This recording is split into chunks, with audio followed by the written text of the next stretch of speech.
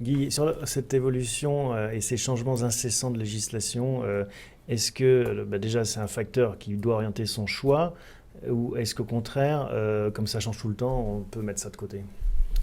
Alors, bon, c'est vous l'avez dit, le mal français.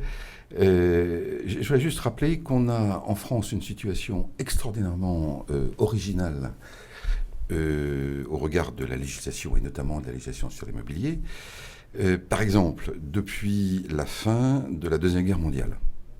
Je reviens là parce qu'il n'y a guère que 70 ans. Tout à fait. Hein. On a eu 46 ou peut-être 47, je ne sais plus, ministres du logement. Presque un par an. Tous les 2 ans. Disons, Allez. tous les 2 ans.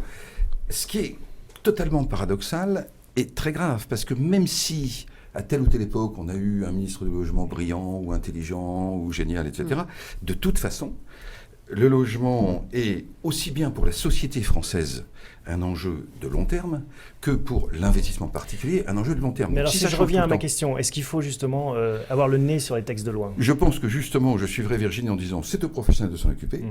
Et pour le particulier, lui, il faut qu'au moins, s'il veut faire quelques raisonnements, il les fasse sur les grandes tendances et le long terme. Et je vais vous donner un chiffre. Il y en aura peut-être d'autres dans cette émission, mais entre aujourd'hui et 2015, nous allons recevoir, enfin, on va accueillir 3 millions de nouveaux ménages. Beaucoup de jeunes en particulier, des jeunes couples. Bon. C'est à la fois formidable et catastrophique aujourd'hui. C'est-à-dire qu'on ne sait pas où les mettre. On n'arrive pas. Et comme on n'a pas des pouvoirs publics qui réfléchissent à 15 ans, on va vers des tas de problèmes.